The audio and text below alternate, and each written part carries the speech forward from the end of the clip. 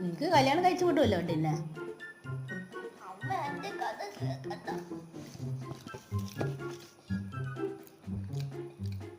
അതിനൊരു കഥയുണ്ടാ? എനിക്ക് ഇനിയെന്ന് പറയുന്ന എന്നോട് എന്നെ കല്യാണം കഴിപ്പിച്ചു വിട്ടേ, ഞാൻ അവിടെ വന്നോളും, ഞാനിവിടെ വരില്ല. വിടട്ടെ?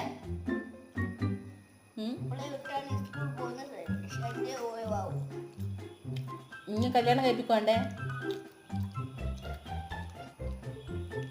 കഴിപ്പിക്കണ? നാളെ കഴിപ്പിച്ചേ.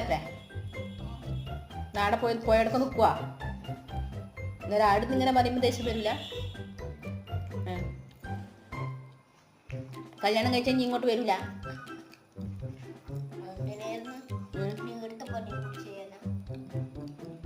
ആട്ടപ്പണി ചെയ്തോ? അതിന് ഈടപ്പണി